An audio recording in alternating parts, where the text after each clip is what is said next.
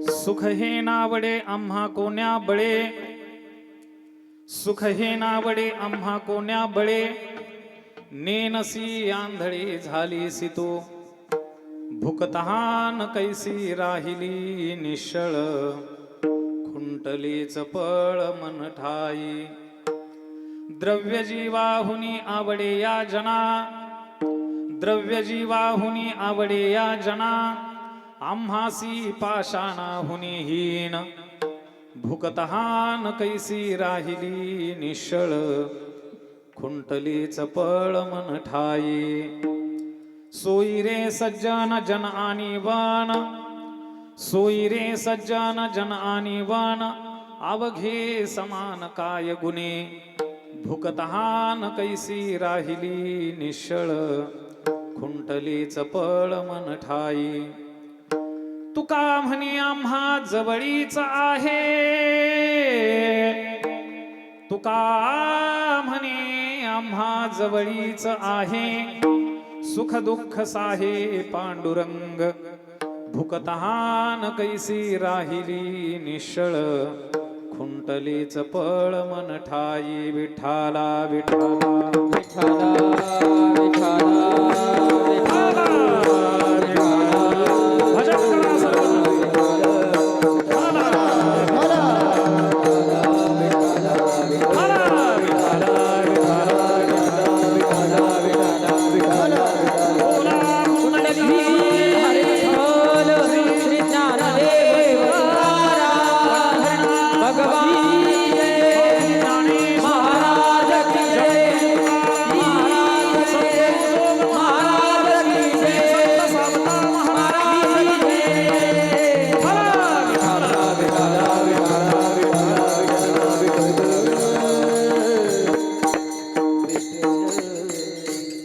सुख हे नावडे आम्हा कोण्या बळे, सुख हे नावडे आम्हा कोण्या बळे, नेनसी आंधळी झालीसी तू, भुकतहान कैसी राहिली निश्चळ, खुंटलीच पळ मन ठाई. प्रस्तुत प्राप्त प्रसंगी तुम्हा ज्ञानवृद्ध वैवृद्ध सज्जन भाविकांच्या सेवेकरता निवडलेला अभंग स्वानंद सुखनिवासी वैकुंठवासी गुरुनाम गुरु सद्गुरु जोग महाराजांच्या सेवेकरता निवडलेला अभंग नवे नवे त्या भगवान परमात्म्याच्या सेवेकरता निवडलेला अभंग की ज्या भगवान परमात्म्याची या जगावरती कर्तुम कर्तुम अन्यथा कर्तुम अशी शक्ती आहे. भगवान परमात्मा आपल्या शक्तीचं वर्णन करत असताना श्रीमद भगवद्गीतेमध्ये सांगतोय, मीही नेहमी सांगत असतो, गतिर्भरता प्रभु साक्षी निवास शरणम सुरत प्रभुव प्रलय स्थानम निधानम बीजमव्ययम. मी बोलविल्या विदू बोली, मी चालविल्या सूर्य चाले, मी हलविल्या प्राणो हले जो जगा ते चाडिता. पर्वते बैसकान संडावी, समुद्रे रेखान ओलांडावी, या सर्वस्वभूते व्हावी ही आज्ञा माझी. वृक्षाची पाने हली ज्याची सत्ता, राहिली अहंता मग कोठे. ऐसा तू समर्थ ब्रह्मांडाचा धने, वर्म हे जाणून शरण आलो. पावनती भासती पंचानना समान, तया श्रोत्याचे आचरणिदान साष्टांग नमन करीत असो. मज दिसत असे परम विख्यातो, तो जान ब्रह्मयाचा सुतो. नारद जान नाम तिदिक्षु, तयाची आचरणी नमन गा. आता गान गंधर्व देवता, कोकिळ कंठ स्वरा राका. जी कीर्तने वैवासित लोका, तयाचे आचरणी नमन गा. पांडुरंगा करू प्रथम नमन, पांडुरंगा करू प्रथम नमन, पांडुरंगा करू प्रथम नमन, पांडुरंगा करू प्रथम नमन. दुसरे चरण संसाचिया, दुसरे चरण संसाचिया, दुसरे चरण संसाचिया. त्यांच्या कृपादाने कथेचा विस्तार, त्यांच्या कृपादाने कथेचा विस्तार,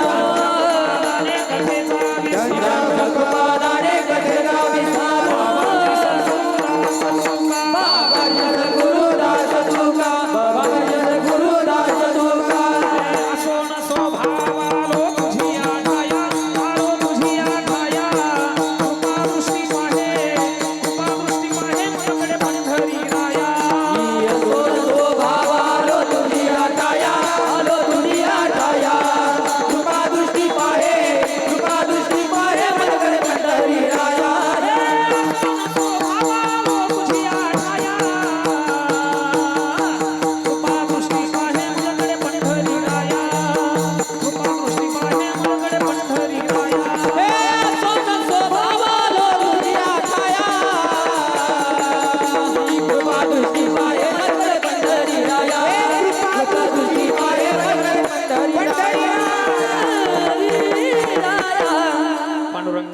प्रथम नमन दुसरे चरण संताचे त्यांच्या कृपादाने कथेचा विस्तारू बाबाजी सद्गुरु दास तुका. ओम नमो ज्ञानेश्वरा करुणा करा दयाळा तुमचा अनुग्रह लादलो पावन झालो चराचरी. मंगलम भगवान विष्णू मंगलम गरुडध्वजा मंगलम पुंडरीकाक्षो मंगलाय तनो हरे. समचरण सरोजं सांद्रनीलांबुदाभं जगननिहित पाणिं मंडनं मंडनानां तरुण तुलसीमाला कंदरं कंजनेत्रं सदय धवलहासं विठ्ठलं चिंतयामि. यं ब्रह्मा वरुणेन्द्र रुद्रमरुतस्तुनवन्ति दिव्ये सवेत् वेदहि साङ्गपदक्रमोपनिषदेर्गायं त्यं सामगा. ध्यानावस्थितगतेन मनसा पश्यन्ति यं योगिनो यशान्तन विदुसुरासुरगणा. देवाय तस्मै नमः. मस्तकहे पायावरी मस्तकहे पायावरी मस्तकहे पायावरी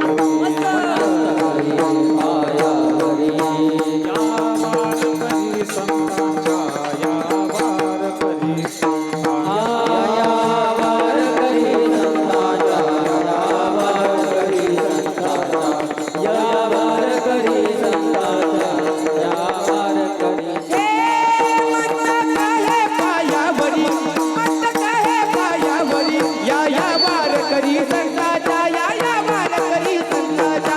या वारकरी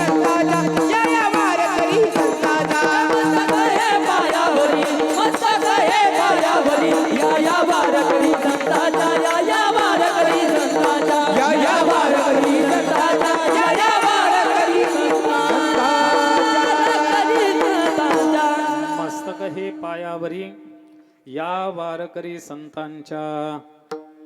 सुख हे नावडे आम्हा कोण्या बळे सुख हे नावडे आम्हा कोण्या बळे. नेनसी आंधळी झालीसी तू भुकतहान कैसी राहिली निशळ. खुंटले चपळ मन ठाई. प्रस्तुत प्राप्त प्रसंगी कीर्तन रूपी सेवेकरता निवडलेला अभंग तुम्हा ज्ञानवृद्ध वैवृद्ध सज्जन भाविकांच्या सेवेकरता निवडलेला अभंग. जगदवंद्य संत श्रेष्ठ गुरुनिष्ठ महान भगवत भक्त वैराग्याचे मूर्तिमंत पुतळे ज्ञानेश प्रिय पंचावतारी संत जगद्गुरु श्री संत तुकोबराय यांचा हा 5 चरणाचा अत्यंत महत्वाचा चिंतनीय आणि एक विलक्षण स्वरूपाचा अभंग या कीर्तन रूपी निरूपणा करता निवडला आहे. विठाला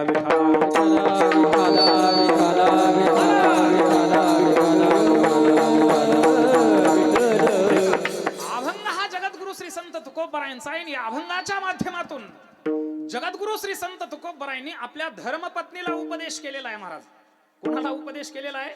आपल्या बायकोला उपदेश केलेला आहे, आपल्या धर्मपत्नीला उपदेश केलेला आहे. का जगद्गुरु श्री संत तुकोबरायांनी आपल्या धर्मपत्नीला उपदेश केला, बायकोला उपदेश केला? का जगद्गुरु तुकोबरायांवरती आपल्या धर्मपत्नीवरती उपदेश करण्याची वेळ आली? याची संपूर्ण कारण मीमांसा या अभंगाच्या माध्यमातून मला आपल्या समोर महिलांची संख्या अधिक आहे म्हणून मांडायची आहे. म्हणून जसा भगवान परमात्मा मला बुद्धी देईल तशी सेवा प्रामाणिकपणे करण्याचा प्रामाणिक प्रयत्न करेल.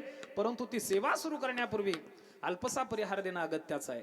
प्रतिवर्षाप्रमाणे याही वर्षी भव्य दिव्य स्वरूपामध्ये स्वानंद सुखनिवासी वैकुंठवासी गुरुनाम गुरु सद्गुरु आम्हा सर्व वारकऱ्यांची आणि हरिभक्ती परायणांची खऱ्या अर्थाने माय, ज्या आईने या संपूर्ण महाराष्ट्रभरच नाही तर भारताच्या इतरही प्रांतामध्ये आणि विदेशामध्ये सुद्धा हरिभक्ती परायण पुरवलेत, अशी आमची माय माऊली आई सद्गुरु जोग महाराजांच्या या पुण्यतिथी प्रित्यर्थ खऱ्या अर्थाने हा उत्सव आहे. आणि हा उत्सव ही महाराज सामान्य उत्सव नाही बरं का. हा सामान्य उत्सव नाही. आज या उत्सवाच्या निमित्ताने तुम्ही 3 तप पूर्ण केलेले आहेत म्हणून त्रितपपूर्ती सोहळ्याच्या निमित्ताने आपण इथे एकत्रित आहोत. विठाला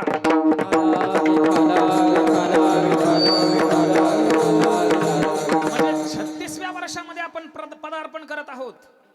आणि सद्गुरु स्वानंद सुखनिवासी वैकुंठवासी गुरुनाम गुरु सद्गुरु जोग महाराजांच्या पुण्यतिथी प्रित्यर्थ महाराष्ट्रभरच नाही तर देशाच्या इतरही प्रांतामध्ये ज्यावेळेस पुण्यतिथ्या साजऱ्या होत्या त्या संपूर्ण पुण्यतिथीच्या उत्सवामध्ये आदराने आणि वैभवाने नाव जोडल्या जाईल ते म्हणजे आपल्या धरणगावचं महाराज. विठाला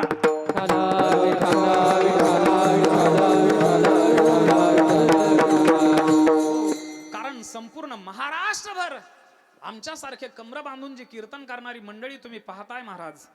हत्तीच्या मस्तकासारख्या विशाल वारकरी संप्रदायाचं हे संपूर्ण वैभव उपभोगताय ना. ही संपूर्ण कृपा जर कोणाची असेल तर आमच्या या आईची, सद्गुरु जोग महाराजांची. महाराज ऐका, आणि म्हणून त्या जोग महाराजांच्या पुण्यतिथी प्रित्यर्थ भगवान परमात्म्याच्या कृपेने, साधू संतांच्या आशीर्वादाने, तुम्हा सर्व ग्रामस्थ मंडळीच्या अथक परिश्रमातून माझ्यावर नितांत प्रेम करणारं व्यक्तिमत्व महाराज, पितृवत छाया धरणारं व्यक्तिमत्व. 1-2 महिन्याच्या अंतरामध्ये जर कॉल झाला नाही तर त्यांनाही करमत नाही, मलाही करमत नाही. एवढं पितृतुल्य खऱ्या अर्थाने माझ्यावर प्रेम करणारं व्यक्तिमत्व, परमपूजनीय, आदरणीय, प्रातस्मरणीय श्री बाबा म्हणजे श्री भगवान बाबा यांच्याही सुंदर प्रकारच्या आशीर्वादातून, मार्गदर्शनातून चालत असलेला हा अखंड हरिनाम सप्ताह. आणि या सप्ताहामध्ये ही संपूर्ण आपल्या वारकरी शिक्षण संस्थेमधील जमलेली आजी माझी विद्यार्थी मंडळी बरं का. आता सगळ्यांचे श्रीकांत महाराज नाव येतात मला समोर, चेहऱ्याच्या समोर सगळ्यांचे नाव आहेत बरं का, पण कोणाचंही नाव न घेता, कारण आपण बाबांचे विद्यार्थी आहात ना, याच्यामध्येच खऱ्या अर्थाने आपलं मोठेपण आहे महाराज. विठाला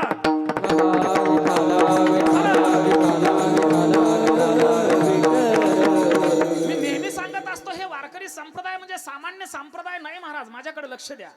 जगाच्या पाठीवरती अनेक प्रकारचे धर्म अस्तित्वात आहेत, पंथ, उपपंथ आणि संप्रदाय अस्तित्वात आहेत, पण वारकरी संप्रदायासारखा पंथ नाही, वारकरी संप्रदायासारखे संत नाहीत, वारकरी संप्रदायासारखे ग्रंथ नाहीत, आणि वारकरी संप्रदायासारखा आपल्या भोळ्या भक्तांवरती प्रेम करणारा पण नरीश पांडुरंग परमात्मा नाम भगवंत देखील तुम्हाला इतर धर्मामध्ये बघायला भेटणार नाही महाराज.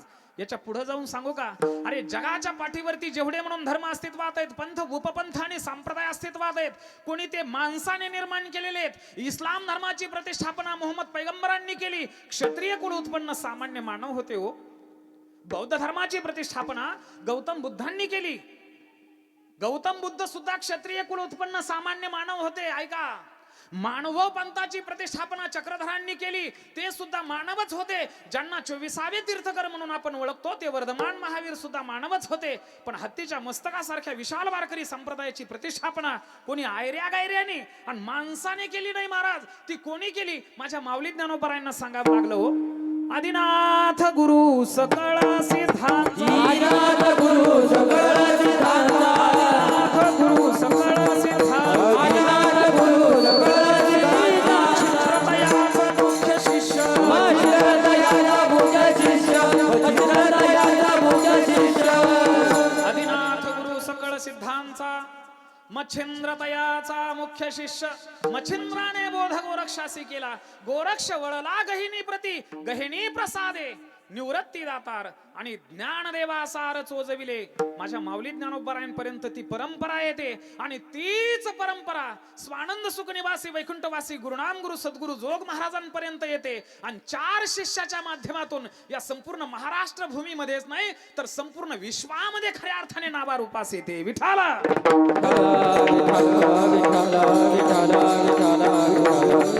सांगायचं तात्पर्य हा अनादि संप्रदाय, या संप्रदायाला एक प्रकारचं वैभव आहे, या संप्रदायाला एक प्रकारची परंपरा आहे महाराज. ऐका, आदिनाथ गुरु सकळ सिद्धांचा स्वतः भगवान शिवांनी, भगवान भोले बाबांनी आपल्या या वारकरी संप्रदायाची प्रतिष्ठापना केलेली आहे, स्वतःच्या करकमलाने केलेली आहे महाराज.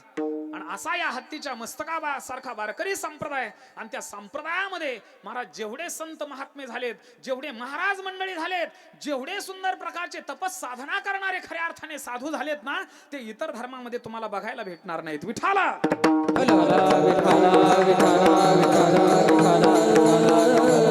नाही बघायला भेटणार. म्हणून भारताचे पहिले पंतप्रधान ऐका, त्यांचं एक वाक्य आहे महाराज, त्यांच्या आत्मचरित्रामध्ये त्यांनी लिहून ठेवलंय. ते म्हणतात, या विश्वामध्ये जेवढे साधू झाले नाहीत ना, तेवढे साधू एकल्या एका महाराष्ट्राच्या भूमीमध्ये जन्माला आलेत. महाराज, महाराष्ट्रीयन वासियांची छाती ही फुगून निघेल असं हे वाक्य आहे बरं का. माझ्याकडे लक्ष द्या. महाराष्ट्रीयन वासियांची छाती फुगून निघेल, अभिमानाने स्वाभिमानाने फुगून निघेल असं हे वाक्य आहे. पण त्याचं जे उत्तरार्ध त्यांनी लिहिलंय ना, ते तुमच्या आमच्या करता अतिशय मान खाली घालायला लावणार आहे. ते म्हणतात, या विश्वामध्ये जेवढे संत महात्मे झाले नाहीत, तेवढे एकल्या एका महाराष्ट्राच्या भूमीमध्ये जन्माला आलेत. पण या मूर्ख महाराष्ट्रीयन वासियाला त्यांचं महत्व कळालं नाही, हे मोठं दुर्भाग्य आहे. विठाला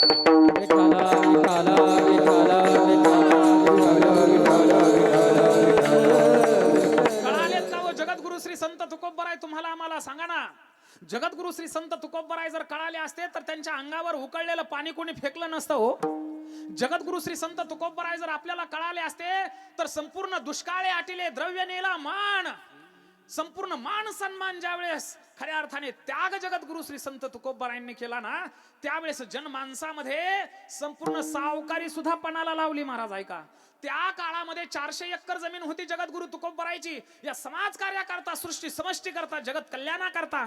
आणि या दुष्काळामध्ये झालेल्या हाल अपेष्टा त्या जगद्गुरु तुकोबरायांना सहन झाल्या नाही. महाराज संपूर्ण संपत्ती वाटून दिली हो त्यांनी. मला सांगा, जगद्गुरु श्री संत तुकोबराय कळालेत का त्या काळामधले? ऐका, जगद्गुरु श्री संत तुकोबरायांकडे जर आपण दृष्टिक्षेप टाकला तर जगद्गुरु श्री संत तुकोबराय म्हणजे सामान्य संत नव्हते. मी प्रस्तावना आपल्या समोर मी ठेवतोय बरं का, माझ्याकडे लक्ष द्या. मी प्रस्तावना आपल्या समोर ठेवतोय. जगाच्या पाठीवरती मी तुम्हाला सांगितलं जेवढे संप्रदाय आहेत आणि त्या संप्रदायाच्या साधना करणारे महात्मे आहेत, त्या सर्व महात्म्यामध्ये अग्रगण्य जर कुठले महात्मे असतील तर ते वारकरी सांप्रदायिक महात्मे आहेत. विठाला विठाला विठाला विठाला विठाला.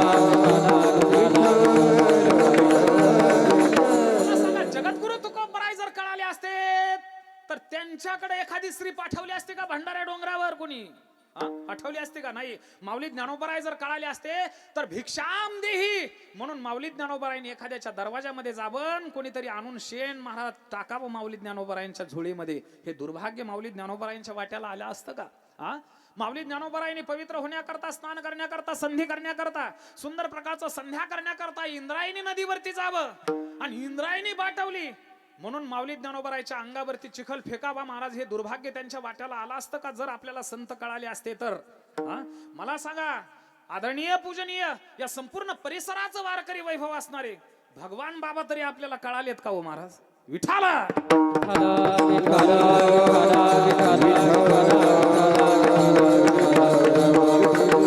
मला सांगा, कळाले जर असते तर आपल्या वारकरी सुंदर प्रकारचं शिक्षण संस्थेचं जे वैभव आहे ते वैभव महाराज या 2 जिल्ह्यामध्ये सुद्धा अतिशय सुंदर प्रकारचं फुलून दिसलं असतं हो. अतिशय त्यागी महात्मा. तुम्हाला सांगू का, या नारदाच्या गादीची शपथ घेऊन सांगतो महाराज, एवढं शुद्ध अंतःकरण, एवढं प्रेमपूर्वक अंतःकरण महाराष्ट्राच्या कानाकोपऱ्यामध्ये तुम्ही कुठेही जा, नवीन साधूची, नवीन हरिभक्ती परायणाची, नवीन महाराजाची ओळख तुम्हाला झाल्याशिवाय राहत नाही महाराज. पण या संपूर्ण प्रांतामध्ये तुम्ही पूर्व पश्चिम दक्षिण उत्तर कोण्याही दिशेला जरी गेले ना, आणि नारदाच्या गादीची शपथ घेऊन सांगतो महाराज, संपूर्ण महाराष्ट्रभर प्रत्येक भागाभागामध्ये फिरलो, इकडं पूर्व पश्चिम दक्षिण उत्तर, खाली इकडं सुद्धा महाराष्ट्राच्या बाउंड्री पर्यंत पार छत्तीसगड मध्ये, तिकडं मध्य प्रदेश मध्ये सुद्धा कार्यक्रम झालेत. पण या नारदाच्या गादीची शपथ घेऊन सांगतो, जे हृदयामध्ये स्थान करणारे काही महात्मे आहेत ना, बोटावर मोजता येणारे, त्यामध्ये अग्रगण्य कोण असतील तर आपले श्री बाबा आहेत. विठाला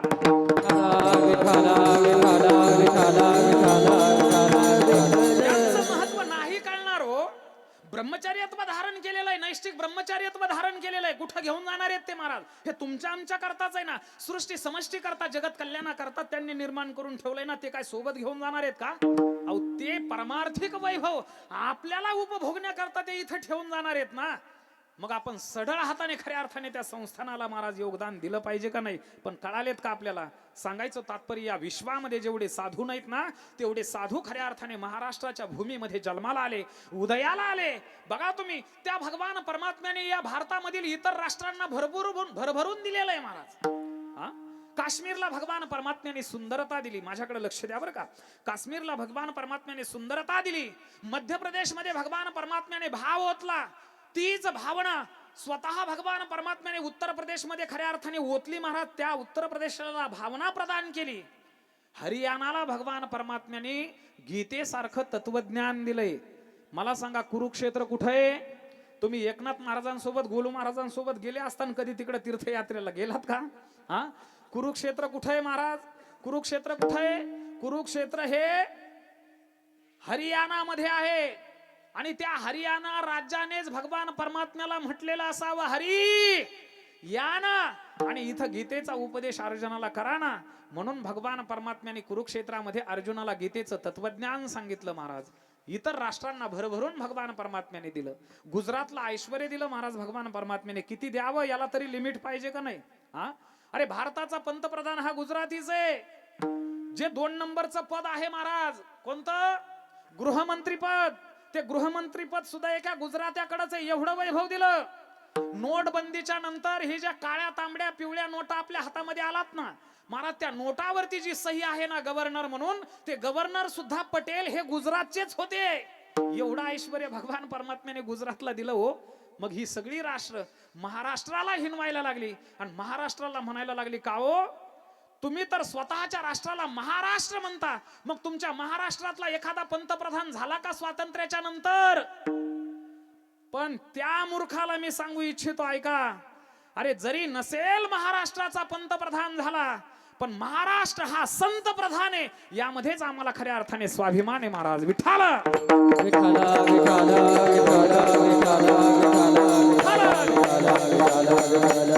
कुठल्याही कानाकोपऱ्यामध्ये जा, तुम्हाला नवीन एका महाराजांची, नवीन एका हरिभक्ती परायणाची, नवीन एका संताची ओळख झाल्याशिवाय राहत नाही महाराज. म्हणून हा संत प्रधान महाराष्ट्र आहे, हे वारकरी वैभव आहे. म्हणून वारकरी संप्रदायासारखा पंथ नाही, वारकरी संप्रदायासारखे संत नाहीत. वारकरी वैभव खऱ्या अर्थाने सर्वांवरती समान आणि नितांत प्रेम करणार, जातीपातीच्याही पलीकडे जाऊन आपलं कार्य सुंदर प्रकारचं आपल्या या परमपवित्र भूमीमध्ये, मी पवित्र भूमी का म्हणतो, कारण ही भूमी 3 प्रकाराने पवित्र असते. संतांचं देवाचं अधिष्ठान ज्या भूमीला लागलं ती भूमी पवित्र असते. आणि अखंड हरिनाम सप्ताहाच्या माध्यमातून महाराज अखंड नाम संकीर्तन ज्या भूमीमध्ये केल्या जातं ती भूमी एका अर्थाने पवित्र असते. आणि या 3ही प्रकारामध्ये बसणारी ही आपली परमपवित्र भूमी आहे. आणि या भूमीचं वैभव म्हणजे श्री बाबा आहेत. आणि बाबांच्या सुंदर प्रकारच्या खऱ्या अर्थाने मार्गदर्शनातून, शुभाशीर्वादातून हा सुंदर प्रकारचा महाराज उत्सव स्वानंद सुखनिवासी वैकुंठवासी गुरुनाम गुरु सद्गुरु जोग महाराज पुण्यतिथी प्रित्यर्थ होतोय. हे एक नाही तर अनंत जन्माचं आपलं खऱ्या अर्थाने सद्भाग्य आहे महाराज. विठाला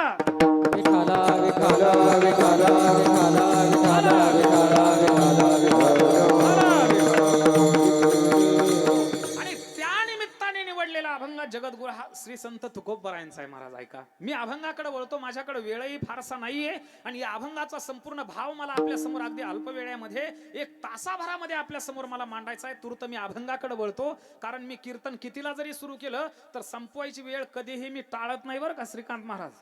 मी अशी सवय लावून घेतलेली आहे मला. तुम्ही म्हणाल महाराज कस काय सवय लावली, त्याच्या पाठीमागचं एक कारण आहे. एका गावामध्ये मी कीर्तन करण्याकरता गेलो. तुमच्या सारखे चांगले ऐकणारे श्रोते माझ्या समोर बसलेले होते. 2 तास कीर्तन केलं, जागचं कोणी हलत नव्हतं, कारण सुरुवातीला धमकी दिलेली होती, जर कोणी कीर्तनातून उठल तर मी काय बोलल म्हणून माझा भरोसा नाही. म्हणून कीर्तनातून कोणी हलतही नव्हतं बरं का. ऐका, बघता बघता 2 तास कीर्तन केलं, कोणी जागचं हलत नव्हतं. असे टाळकरी गुणीजन मंडळी होते, आमच्या प्रेम महाराजांसारखे, सार्थक महाराजांसारखे चांगले वादक होते महाराज बरं का, ज्यांची साऊंड सिस्टम आहे आमचे पंकज दादा. वास्तविक पाहता महाराज त्यांच्याकरता सर्वांनी एकदा टाळ्या वाजावा बरं का.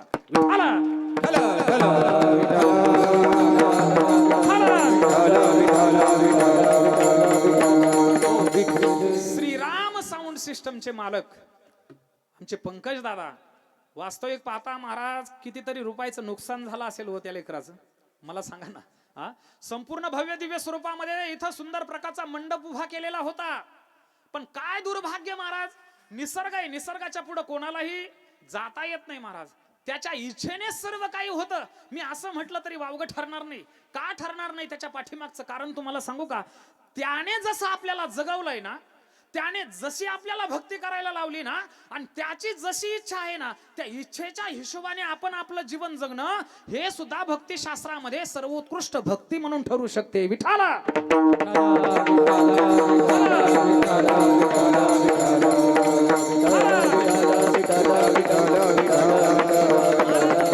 त्याच्या इच्छेने जर आपण नाही जगायचा प्रयत्न केला तर काय करणार आहेत आपण, मला सांगा ना. अहो, शरीरातले प्राणच त्याने काढून जर घेतले, मला सांगा हे शरीर काय करू शकतं हो. या शरीरामध्ये प्राण ठेवायचेत का काढायचेत, ही संपूर्ण सत्ता जर कोणाची असेल तर महाराज बोला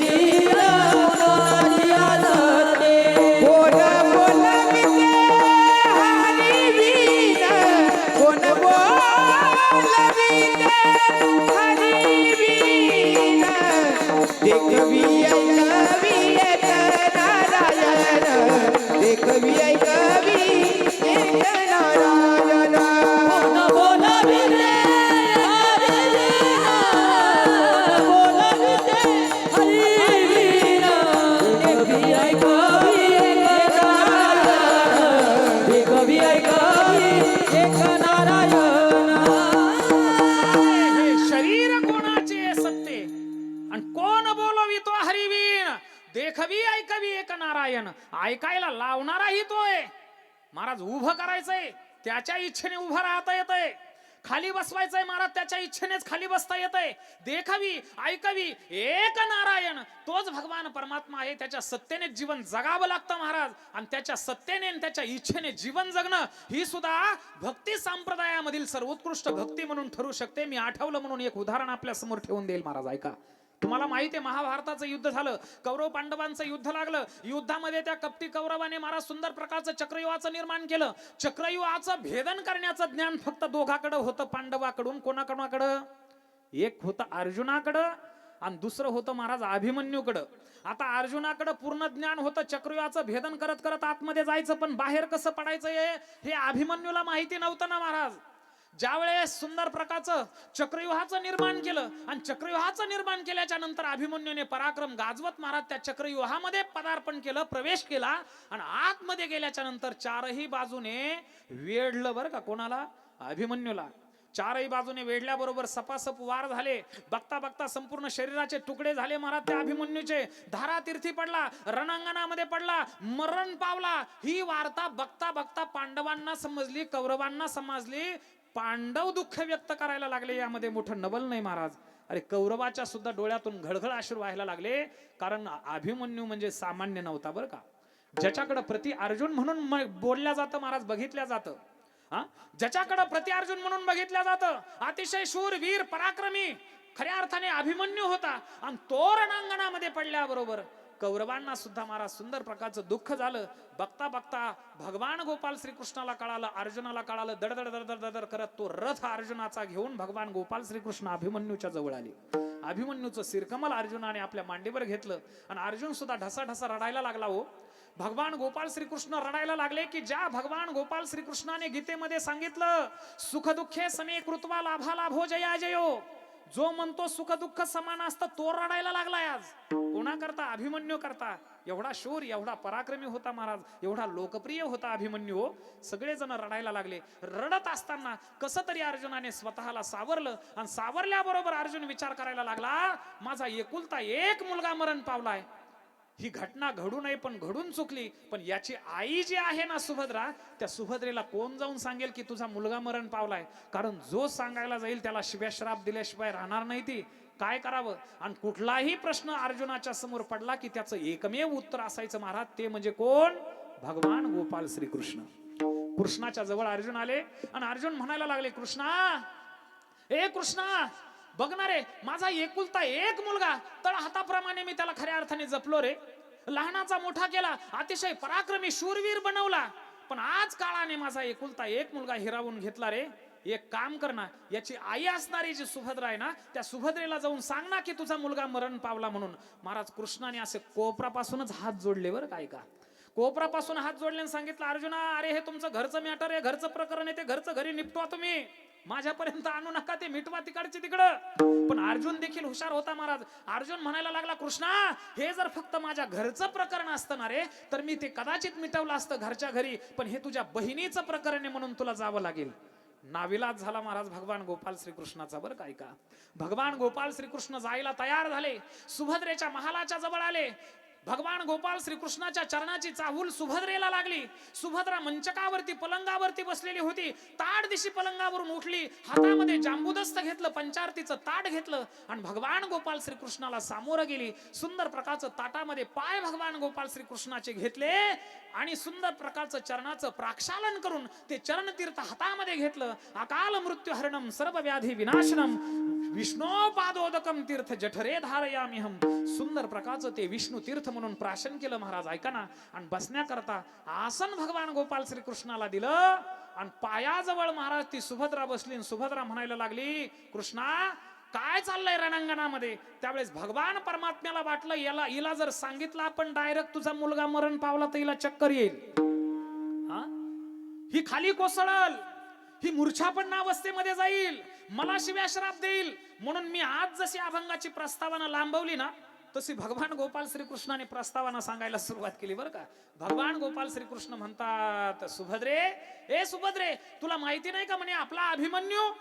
अभिमन्यू म्हटल्याबरोबर, अभिमन्यूचं नाव घेतल्याबरोबर सुभद्रा महाराज पुढचं बोलायला थांबलीच नाही हो तिथं. सुभद्रा म्हणायला लागली, हो ना रे कृष्णा, अरे मुलगा व्हावा तो अभिमन्यू सारखा व्हावा. किती वीर, किती पराक्रमी, प्रति अर्जुन म्हणून ज्याची ख्याती या विश्वामध्ये. खरंच अभिमन्यू सारखा मुलगा मला प्राप्त झाला, माझी कूस भरून पावली रे म्हणे कृष्णा. मुलगा व्हावा तो अभिमन्यू सारखा. भगवान गोपाल श्रीकृष्ण म्हणू लागले, अगं पुढचं ऐकून घे ना ग सुभद्रे. आपला अभिमन्यू नाही का, अगं आपला अभिमन्यू गेला. गेला म्हटल्याबरोबर सुभद्रा म्हणायला लागली, कुठं गेला? युद्धाला तो कंटाळला का? आचार्यान मातुलान पुत्रान पौत्रान सखीं सदा हे संपूर्ण त्याने समोर बघितलेत का आपतेष्ठ? आणि हे सगळे बघितल्यामुळे युद्धाला कंटाळला, उभारला. कुठं एखादा संन्यास घेऊन निघून गेला का? बरं, संन्यास जर घ्यायचा म्हटलं तर धर्मशास्त्र सांगतो महाराज, एक तर आईची परवानगी लागते, नाही तर पत्नीची परवानगी लागते. आईच्या आणि पत्नीच्या परवानगी विना संन्यास धर्म स्वीकारता येत नाही. मग मला न विचारताच अभिमन्यू कुठं निघून गेला? भगवान गोपाल श्रीकृष्ण म्हणायला लागले, नाही ग सुभद्रे, अगं मी काय म्हणतोय ते पूर्ण ऐकून तर घे ना ग. अगं आपला अभिमन्यू नाही का? अगं आपला अभिमन्यू गेला म्हणजे तो कधीही न येण्याकरता गेला, म्हणजे तो वीर गतीला प्राप्त झाला, तो या रणांगणामध्ये मरण पावला. आता रणांगणामध्ये मरण पावला असं म्हटलं तरी सुद्धा सुभद्रा जशी बसलेली होती ना मांडी घालून, माझ्याकडे लक्ष द्या, भक्ती कशाला म्हणायचे? हे निस्त कमर बांधून मोमलं थिंडायचं नाही. ऐका, भक्ती कशाला म्हणायचंय, माझ्याकडे लक्ष द्या. नाही तर माझ्यासारखे कितीतरी महाराज लोक उघडून पेलेत तुम्ही. चांगले चांगले महाराज स्मशान भूमीपर्यंत त्यांना बाय बाय करून आलेले आहेत. ऐका, भक्ती कशाला म्हणायचं? ऐका ना, ती सुभद्रा आणि त्या सुभद्रेकडे पाहिलं कृष्णाने, सांगितलं, सुभद्रे अगं मी काय म्हणतोय ऐक ना. अगं तुझा एकुलता एक मुलगा मरण पावला ग. पण सुभद्रा एकही शब्द बोलत नाहीत आणि डोळ्यातून एकही अश्रू काढत नाही. कृष्णाने विचारलं, सुभद्रे अगं तुझा एकुलता एक तर मुलगा होता ना? आणि ज्या वेळेस महाराज सुभद्रेला सांगितल्याबरोबर सुभद्रा म्हणायला लागली, होणारे कृष्णा, सावध होऊन सुभद्रा म्हणते, कृष्णा एकुलता एक मुलगा होता रे माझा. माझ्या उदरामध्ये, पोटामध्ये 9 महिने 9 दिवस मी त्याला वागवलं रे. तळहाताच्या फुडाप्रमाणे त्याला जपलं, दिवसाची रात्र केली, रात्रीचा दिवस करून खऱ्या अर्थाने त्याचं संगोपन केलं रे. तुला एक सांगू का कृष्णा, अरे त्याची नाळ माझ्या नाभी कमळाला जोडलेली होती, एकुलता एक मुलगा होता रे. असं म्हटल्याबरोबर कृष्ण म्हणायला लागले, मग तरी सुद्धा तू का रडत नाही? कारण एकुलता एक मुलगा जर आईच्या कडून काळाने हिरावला तर त्याच्यासारखं दुःख महाराज त्या आईला दुसरं कोणतं नसतं, तरी सुद्धा तुझ्या डोळ्यातून अश्रू येत नाहीत. काय त्याचं कारण जे सांगितलंय ना महाराज, ते भक्तिशास्त्रामध्ये सर्वोत्कृष्ट भक्ती सांगितली. माझ्याकडे लक्ष द्या, झोपू नका, डोकल्या मारू नका बरं का, माझ्याकडे लक्ष द्या. खऱ्या अर्थाने सर्वश्रेष्ठ भक्ती सांगितली. सुभद्रेने कारण सांगितलं, कृष्णा मला सांग ना, या संपूर्ण जगताचं चलनवलन कोण करतं रे कृष्णा? तू तर मोठमोठ्याला गप्पा मारतो ना गीतेमध्ये, गर्तीर भरता प्रभू साक्षी निवास शरणम सुरत प्रभव प्रलय स्थानम निधानम बीजमव्ययम. मी बोलविल्या वेदू बोले, मी चालविल्या सूर्य चाले, मी हलविल्या प्राण हले, जो जगाते चाडिता. पर्वते बैसकान संडावी, समुद्रे रेखान वलंडावी, या सर्वस्व भूते वहावी ही आज्ञा माझी. वृक्षाचे पाणी हली ज्याची सत्ता, राहिली अहंता मग कोठे, किंवा देखवी ऐकवी एक नारायण. चाले हे शरीर कोणाचे सत्य? हे सगळं जर तुझ्या सत्तेने होतंय तर मला सांग ना, माझा अभिमन्यू रणांगणामध्ये पडावा, मरावा, ही कोणाची सत्ता आणि कोणाची इच्छा आहे म्हणे कृष्णा? माझा अभिमन्यू रणांगणामध्ये पडावा ही कोणाची इच्छा आहे? तुझ्या इच्छेने जर वृक्षाचं पान हलत नाही तर माझा अभिमन्यू रणांगणामध्ये पडला, ही कोणाची इच्छा? तुझीच इच्छा ना. मग मला सांग ना, माझ्या एकुलत्या एका मुलाने मरणाला कावटाळून तुझी इच्छा पूर्ण केली, यामध्ये मी आनंद व्यक्त करू का एकुलता एक मुलगा मरण पावला म्हणून दुःख व्यक्त करू?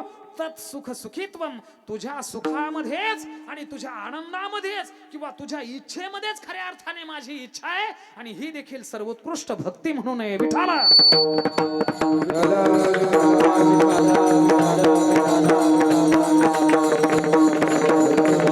म्हणून जे काही घडतं ना या मृत्यू लोकामध्ये त्याच्या इच्छेशिवाय घडत नाही महाराज. आपल्या सप्ताहामध्ये सुद्धा आपल्याला एखाद्या वेळेस अनुभव देण्याकरता त्याला असं वाटलं असं थोडा तडाखा दाखवावा बरं का, पण तो तडाखा दाखवला महाराज तो आपल्यावर नाही ना, ह्या बाबावरच दाखवला ना सगळा. एवढा मोठा भव्य दिव्य स्वरूपाचा मंडप, देखणा मंडप, मी स्टेटस बघितले तिथं काही जणांचे बरं का, अतिशय सुंदर प्रकारचं वातावरण होतं. पहिल्याच दिवशी बघितलं मी, सगळं सुंदर प्रकारचा भव्य दिव्य स्वरूपाचा हा उत्सव सुरू होता. पण त्या उत्सवामध्ये महाराज आपल्या महाराष्ट्राचा वाघ म्हटलं तरी वावगं ठरत नाही बरं का आमच्या इंदोरीकर बाबांना.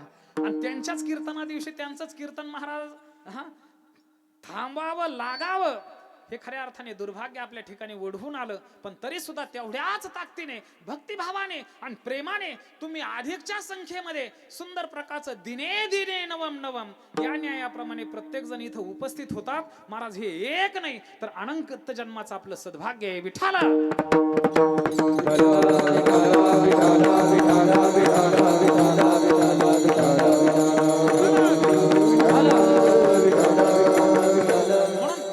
काळजी करायची नाही बरं. काय काळजी करायची नाही.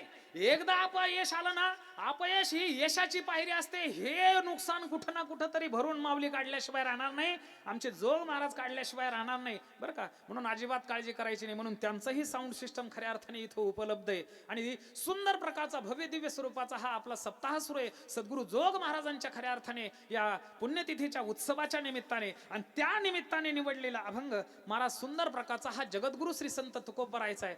असंच सगळं साऊंड सिस्टम वगैरे त्या गावामध्ये होतं बरं का. मी का लवकर कीर्तन संपवतो त्याच्या पाठीमागचं कारण तुम्हाला सांगत होतं ऐका. असंच वातावरण होतं. सुंदर प्रकारचे चांगले ऐकणारे श्रोते माझ्या समोर बसलेले होते ऐका. टाळकरी गुणीजन मंडळी सुद्धा असे सुंदर प्रकारचे होते. बोलण्याच्या ओघामध्ये मी 2 तास कीर्तन केलं, 2.5 तास कीर्तन केलं, बघता बघता 3 तास कीर्तन गेलं, पण कोणीही जागचं उठलं नाही. पण 3 तास कीर्तन ज्यावेळेस झालं त्यावेळेस शेवटच्या कडीला एक म्हातारे बाबा बसलेले होते. हातामध्ये काठी घेतली आणि असं महिलांच्या बाजूने आले आणि महिलांमध्ये बघायला लागले. मला वाटलं एखाद्या वेळेस घराची चावी म्हातारीने कीर्तनात आणली असं म्हणून म्हातारीला शोधत असतील. मी दुर्लक्ष केलं बरं काय का, दुर्लक्ष केलं. ते असंच फिरत फिरत फिरत फिरत परत पुरुषांच्या बाजूने आले आणि माणसामध्ये इकडे तिकडे बघायला लागले. आता मला बोलण्यामध्ये विक्षेप व्हायला लागला आणि मी न राहून त्यांना प्रश्न विचारला. म्हटलं बाबा, ओ बाबा, मी सारखं तुमच्याकडे लक्ष देतोय, पाहतोय, तुम्ही सारखं इकडून तिकडं तिकडून इकडं इकडून तिकडं तिकडून इकडं नेमकं कोणाला पाहता? ते म्हणे तुझं कीर्तन चालू दे रे, तुला ज्याने तारीख दिली का मी त्याला पाहतोय. विठाला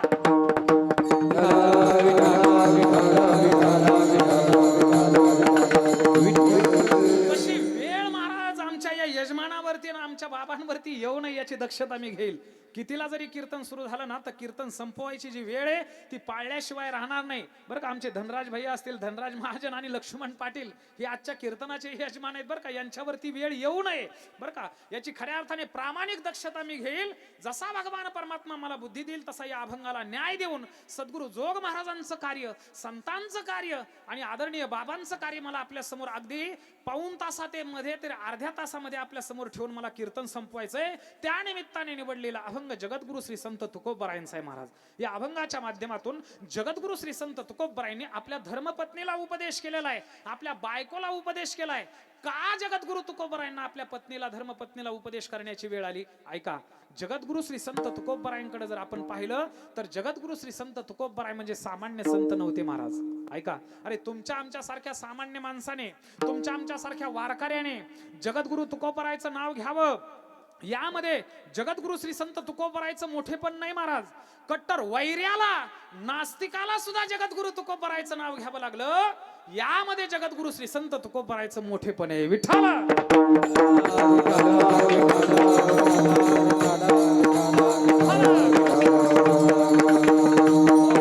नास्तिकाला सुद्धा जगद्गुरु तुकोबरायचं नाव घ्यावं लागलं महाराज. नास्तिक कोणाला म्हणायचंय? जो देव मानत नाही.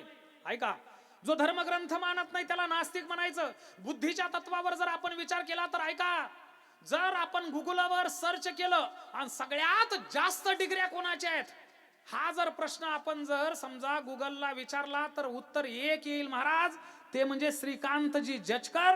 आणि दुसरं उत्तर येईल भारतरत्न डॉक्टर बाबासाहेब आंबेडकर. विठाला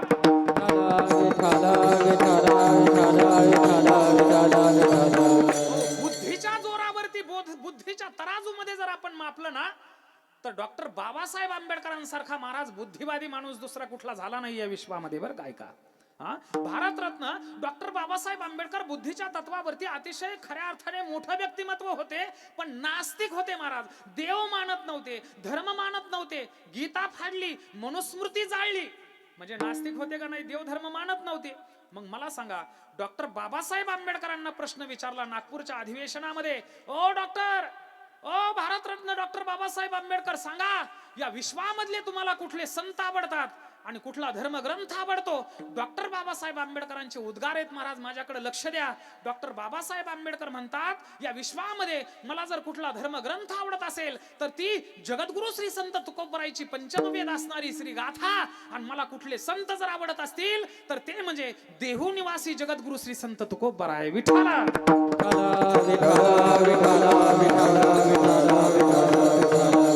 अरे आस्तिकाने जगद्गुरु तुकोबरायचं नाव घ्यावं, काय मोठेपण आहे. तुम्ही आम्ही वारकरी मंडळी, रोज सुंदर प्रकारचं महिनावारी करणारी मंडळी, सुंदर प्रकारची हरिदिनी एकादशी करणारी मंडळी, या अखंड हरिनाम सप्ताहाच्या माध्यमातून यजमानपद घेणारी मंडळी, अन्नदानाच्या सुंदर प्रकारच्या पंगती घालणारी मंडळी, अहो तुम्ही आम्ही कीर्तनाच्या माध्यमातून जगद्गुरु तुकोबरायचं नाव घ्यावं, यामध्ये काय मोठं डबल आहे महाराज. कट्टर वैर्याला सुद्धा नाव घ्यावं लागलं. एकेकाळचे कट्टर वैरी मंबाजी बा, पण त्या मंबाजी बाला सुद्धा नतमस्तक व्हावं लागलं. एकेकाळचे कट्टर वैरी रामेश्वर भट्ट, त्यांना सुद्धा म्हणावं लागलं महाराज, तुकाराम तुकाराम तुकाराम तुकाराम म्हणे रामेश्वर भट्ट द्विजा, म्हणे रामेश्वर भट्ट द्विजा, म्हणे रामेश्वर भट्ट द्विजा, म्हणे रामेश्वर भट्ट द्विजा, म्हणे रामेश्वर भट्ट द्विजा, म्हणे रामेश्वर भट्ट द्विजा, म्हणे रामेश्वर भट्ट द्विजा, तुका विष्णू नाही तुझा, तुका विष्णू नाही तुझा, तुका विष्णू नाही तुझा, धन्य तुकोबा समरीचा, धन्य तुकोबा समरीचा, धन्य तुकोबा समरीचा, धन्य तुकोबा समर्थ, धन्य तुकोबा समर्थ, धन्य तुकोबा समर्थ, धन्य तुकोबा समर्थ, धन्य तुकोबा समर्थ.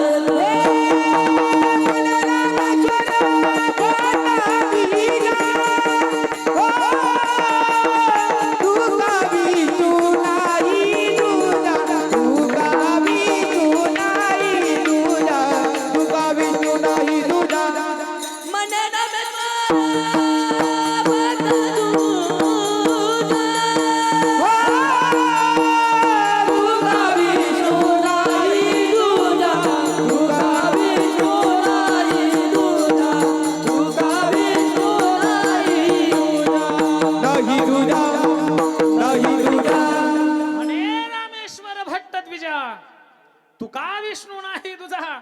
एकेकाळचे कट्टर वैरी असणारे रामेश्वर भट्ट, त्या रामेश्वर भट्टांना सुद्धा म्हणावं लागलं महाराज, कट्टर वैर्याला सुद्धा ना जगद्गुरु श्री संत तुकोबरायचं नाव घ्यावं लागलं. हो, याच्या पुढे जाऊन सांगू का? अरे ऐका ना, त्यांची पंचमवेद असणारी श्री गाथा तुमचं आमचं कल्याण करेल, यामध्ये मोठं नवल नाही बर का. जगद्गुरु श्री संत तुकोबरायचा देहच एवढा पवित्र बनलेला होता. जगद्गुरु श्री संत तुकोबरायच्या देहाचा स्पर्श जरी झाला ना तर महाराज मनाचं परिवर्तन होत होतं, यामध्ये मोठं नवल नाही. शरीराचंही परिवर्तन करण्याचं सामर्थ्य जगद्गुरु तुकोबरायच्या फक्त देहाच्या स्पर्शामध्ये होता महाराज. आठवलं म्हणून आवर्जून आपल्या समोर सांगून जाईल. ऐका, जगद्गुरु तुकोबरायचे समकालीन असे एक ब्रह्मे नावाचे महाकवी होऊन गेले महाराज. मोठमोठ्या कविता त्यांनी रचलेल्या होत्या.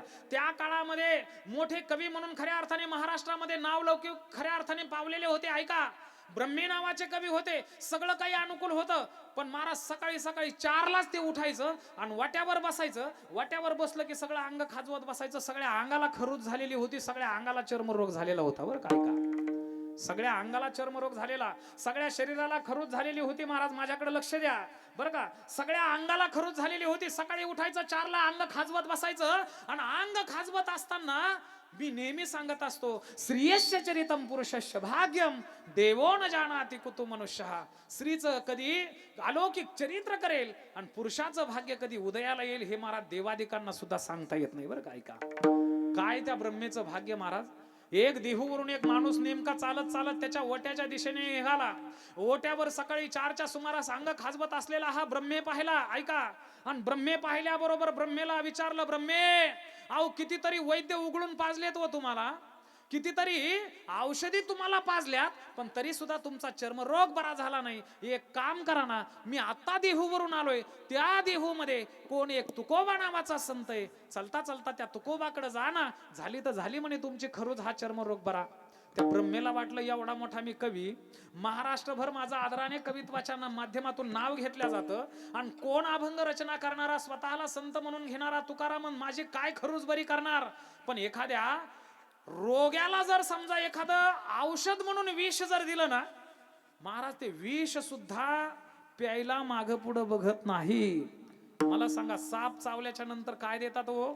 अहो सापाचंच प्रतिविष असतं का नसतं ते? मग ते इंजेक्शन देताना आपण घाबरतो का? नाही.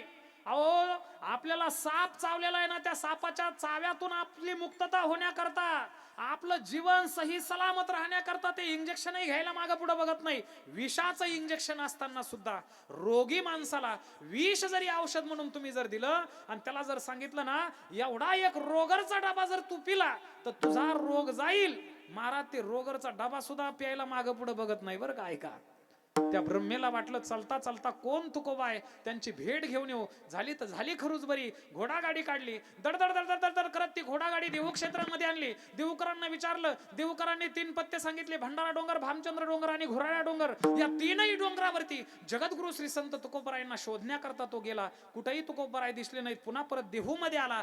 देहूकरांना सांगितलं, का हो, अहो 3ही डोंगरावर गेलो पण कुठंच जगद्गुरु तुकोबराय दिसले नाहीत. आणखी एखादा चौथा पत्ता आहे का? त्यावेळेस देहूकरांनी सांगितलं, ब्रह्मे, ओ ब्रह्मे, एक काम करा, कधी कधी जगद्गुरु श्री संत तुकोबराय कीर्तना करता त्यांच्या सासरवाडीला पुण्यामध्ये लोहगावला जात असतात म्हणे. मग कदाचित त्यांच्या सासरवाडीमध्ये जर जगद्गुरु तुकोबराय तुम्हाला भेटले तर तिकडं बघा. महाराज पुन्हा परत घोडागाडी काढली, दडदड दडदड दडदड करत ती लोहगाव मध्ये आणली महाराज त्या ब्रह्मेने. त्या दिवशी नेमकी हरिदिनी एकादशी होती आणि एकादशीच्या निमित्ताने श्री विठ्ठल मंदिरामध्ये जगद्गुरु श्री संत तुकोबरायचं हरिकीर्तन होतं महाराज. ते कीर्तन करण्याकरता जगद्गुरु तुकोबरायांनी गळ्यामध्ये विणा घेतलेली होती, हातामध्ये चिपळ्या घेतलेल्या होत्या आणि एवढे भावविभोर होऊन नाचत होते. अष्ट सात्विक भाव जागृत झालेले होते. ते कसे डोलत होते कीर्तनामध्ये त्याचं वर्णन या ब्रह्मेने आपल्या कवित्वामध्ये केलंय. तो म्हणतो, करदळी हे लावी जैसी चंड वाते आणि तैसे तुकोबाते देखील. जसं कर्दळीचं झाड हेलकावे खाताना वादळामध्ये, तसं जगद्गुरु तुकोबराय हेलकावे खायला लागले कीर्तनामध्ये. हा भर कीर्तनामध्ये उठला महाराज ब्रह्मे. याला वाटलं न जाणू नाचता नाचता जगद्गुरु तुकोबराय खाली पडतील, म्हणून जगद्गुरु तुकोबरायच्या कमरेला मिठी मारली भर कीर्तनामध्ये. त्या मिठीचा परिणाम, त्या स्पर्शाचा परिणाम, आलिंगने संतांची या,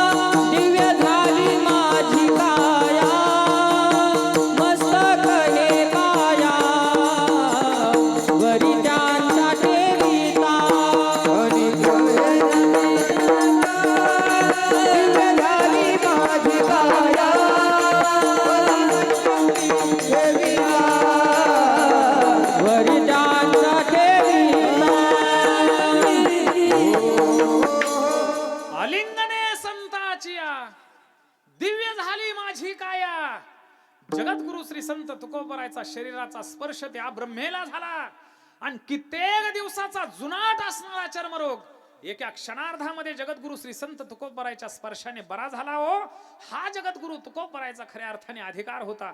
अरे सृष्टी समष्टी करता, जगत कल्याणा करता माझ्या जगद्गुरु श्री संत तुकोबरायांनी आपले 5 अवतार खर्ची घातलेत. पहिला अवतार झाला भक्त प्रल्हादाच्या स्वरूपामध्ये. त्याही अवतारामध्ये हरिभक्तीचा डांगोरा पिटवला आणि नामस्मरणाचा पाया रोवला आणि अखंड भगवंताचं नामस्मरण करून अगणित अशी भक्ती केली महाराज. वास्तविक पाहता स्वतःच्या बापाने फरमान सोडलेलं होतं, नाव घेऊन येदी देवाचे आणि हे ब्रीद हिरण्यकश्यपूचे. पण त्याच्याच वंशामध्ये तुकोबरायांनी जन्म घेतला प्रल्हादाच्या स्वरूपामध्ये बरं का, पहिला अवतार. आणि नामस्मरण केलं. महाराज कंटाळला तो आणि कंटाळून हिरण्यकश्यपूने हाताला पकडलं, महालामध्ये उभा केलं आणि सांगितलं, प्रल्हादा अरे कड्यावरून ढकलून दिलं पण तरी सुद्धा नामस्मरण करायचं थांबवाय ना तू. मला सांग ना, अरे उकळत्या तेलाच्या कडाईमध्ये फेकलं तरी सुद्धा तू नामस्मरण करायचं थांबलं नाही. मला सांग ना, अरे ज्या नामस्मरणाच्या ताकदीवरती तू जीवन जगतोस ना आणि प्रत्येक वेळी संकटातून वाचतोस ना, सांग तो तुझा देव कुठे. त्यावेळेस भक्त प्रल्हादाने सांगितलं, बाबा अहो तो कुठं नाही असं मला विचारा, कारण तो भगवान परमात्मा कसा आहे, हरि व्यापक सर्वत्र समाना, हरि व्यापक सर्वत्र समाना, हरि व्यापक सर्वत्र समाना, हरि व्यापक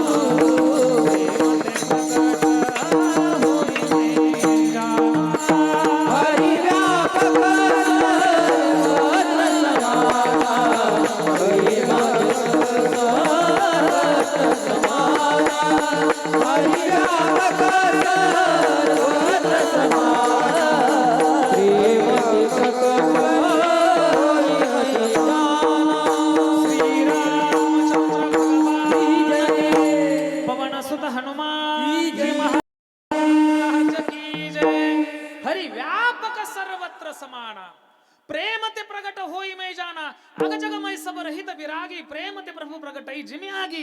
प्रत्येक मातीच्या अणुरेणूमध्ये माझा तो भगवान परमात्मा भरून उरलाय हो. आयम ही सर्व कल्पानाम श्रद्धेजनो मतो मम, मदभाव सर्व भूतेषु. पुन्हा विठ्ठल जळी स्थळी भरला. तो प्रत्येक मातीच्या अणुरेणूमध्ये सर्वत्र संपूर्ण गगन जायचे, आकाश जसं सर्वत्रकडे आहे तसं तो भगवान परमात्मा सर्वत्रकडे आहे असं कोण म्हणायला लागलं महाराज? भक्त प्रल्हाद म्हणायला लागले बरं का. हिरण्यकश्यपूने विचारलं, का रे म्हणे या खांबामध्ये तुझा देव आहे का? महाराज 80,000 खांब होते हिरण्यकश्यपूच्या महालाला. देवाला वाटलं हे कोणत्या खांबावर लात मारील सांगता येत नाही. 80,000 स्वरूप प्रगट केलेत. 80,000 खांबामध्ये आता कुठल्याही खांबावर लात मार म्हणावं, तिथून मी प्रगट झाल्याशिवाय राहणार. खांबावरी लाथ मारिली दुर्जने आणि स्तंभी नारायण प्रगटले. महाराज तो भगवान परमात्मा तिथं प्रगट झाला आणि प्रगट झाल्याच्या नंतर त्या हिरण्यकश्यपूला मारलं. सांगायचं तात्पर्य माझ्या जगद्गुरु तुकोबरायने अगणित अशी भक्ती केली व पहिल्या अवतारामध्ये सुद्धा. दुसरा अवतार झाला जगद्गुरु तुकोबरायचा, ऐका.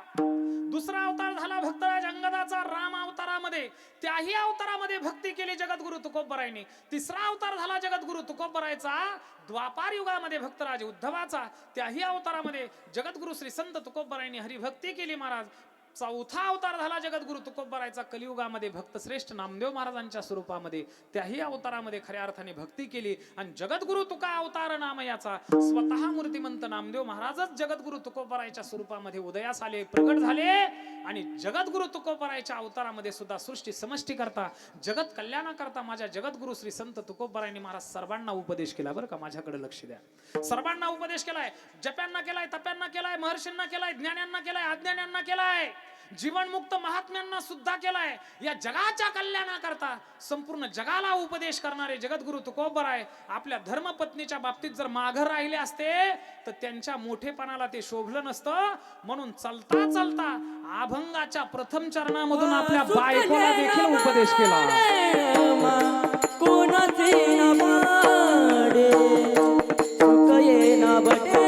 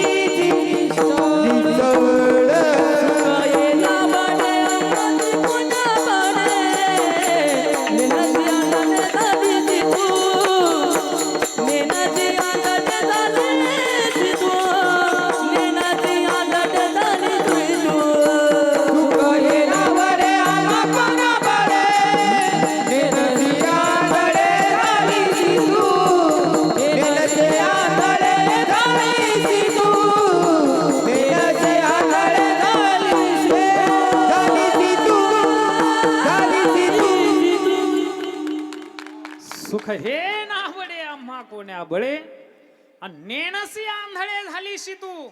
जगाचं कल्याण करणारे जगद्गुरु श्री संत तुकोबराय आपल्या धर्मपत्नीच्या बाबतीत जर माघ राहिले असते तर त्यांच्या मोठेपणाला ते शोभलं नसतं. म्हणून चलता चलता आपल्या धर्मपत्नीला सुद्धा उपदेश केला महाराज. का करावा लागला जगद्गुरु तुकोबरायांना उपदेश? का आवश्यकता वाटली तुम्हाला उपदेश करण्याकरता? आता झोपलेल्या जाग्या व्हा जरा फक्त 5 मिनिट बर. काय का जगद्गुरु तुकोबरायांनी आपल्या धर्मपत्नीला उपदेश केला? त्याचं एक अगदी मोजकं कारण मी तुम्हाला सांगतो, ऐका. कारण या जगामध्ये सर्वश्रेष्ठ शक्ती जर कुठली असेल तर ती एक खऱ्या अर्थाने स्त्री शक्ती म्हणून ओळखल्या जाते महाराज. त्या देवाला सुद्धा हे जगत निर्माण करण्याकरता तिच्या अधीन जावं लागलं. विठाला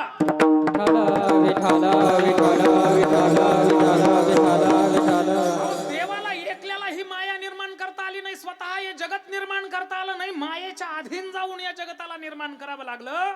म्हणून पती जन्मला माझे उदरी आणि मी झाले तयाचे नोवरी.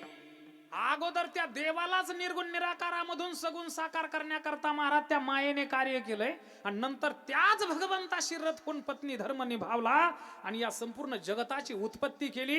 हे मायेचं कार्य आहे. मला सांगा, एखाद्या यशस्वी पुरुषाच्या पाठीमागे आपण काय म्हणतो? एक स्त्री आहे.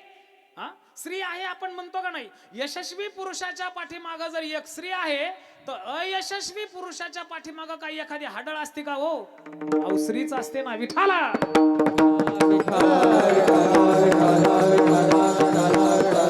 जसं यश ज्याच्याकडे आहे महाराज त्याच्या पाठीमागे एक स्त्री आहे, पण तसं अयशस्वी पुरुषाच्या पाठीमागे सुद्धा एक स्त्रीच असते. आतापर्यंतचा इतिहास जर आपण पाहिला ना तर महाराज बघा तुम्ही, महाभारत घडलंय ते तुमच्यामुळे घडलंय, स्त्रियांमुळे घडलंय. का जगद्गुरु तुकोबरायने उपदेश केला याच्या पाठीमागचं कारण सांगतो. का आवश्यकता भासली तुम्हाला उपदेश करण्याचं त्याचं कारण आपल्या समोर मांडतोय. ऐका, इथून पाठीमागं पाहिलं तर महाभारत घडलं हे तुमच्यामुळे घडलं, रामायण जे घडलं हे तुमच्यामुळे घडलं. आपल्या पतीचं माकड करायचं का देव करायचा हे संपूर्ण ताकद आणि सामर्थ्य हे खऱ्या अर्थाने तुमच्यामध्ये महाराज. चित्त आराधी स्त्रियेचे तेचे निछंदे नाचे आणि माकड गारुड्याचे जैसे तैसे होय. जसं माकड बनवण्याची ताकद तिच्यामध्ये आहे का, तसं देव बनवण्याची ताकद सुद्धा एका स्त्रीमध्ये महाराज. गोस्वामी तुलसीदासांनी आपल्या नवऱ्याला उपदेश केलाय. गोस्वामी तुलसीदासांना, हो तुलसीदासजी, ज्या अर्थी तुम्हाला या हाडामासाच्या देहावर प्रेम करता येतं म्हणजे प्रेम करता येतं, पण या नाशवान हाडामासाच्या देहावर प्रेम करण्यापेक्षा जर तुम्ही भगवान परमात्मा प्रभू श्री रामचंद्रावरती प्रेम कराल तर तुमचं जीवन सफल होईल. आपल्या धर्मपत्नीलाच गुरु मानून महाराज गोस्वामी तुलसीदासजी निघून गेले. हनुमंत बाबा प्रसन्न झाले, राम प्रसन्न झाले, ईश्वर प्राप्त करून घेतला. कोणामुळं? एका स्त्रीमुळं. स्त्रीचं सामर्थ्य हे अलौकिक आहे आणि स्त्रीचं सामर्थ्य महाराज हे विनाशाला सुद्धा तेवढंच खऱ्या अर्थाने घातक आहे बरं का. हे जगद्गुरु तुकोबरायांनी ओळखलं. कारण पुरुषाचं चारित्र्य, पुरुषाचं आयुरारोग्य, पुरुषाचा मान सन्मान हा संपूर्ण अधीन जर कोणाचा असेल तर एका स्त्रीचा आहे.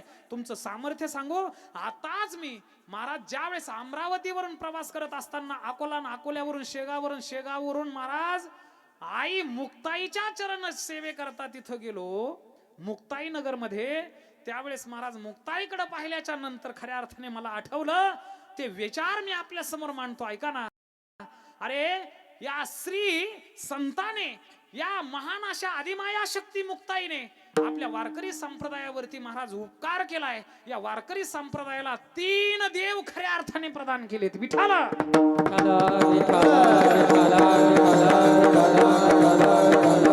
मी तुम्हाला स्त्रीची ताकद सांगतो, स्त्रीचं सामर्थ्य सांगतो. अंदाज घ्या जरा.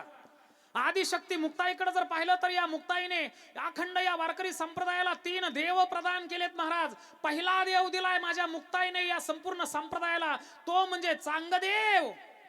दुसरा देव दिलाय माझ्या मुक्ताईने या संप्रदायाला, तो म्हणजे नामदेव. आणि तिसरा देव जर कुठला दिला असेल तर तो म्हणजे ज्ञानदेव. विठाला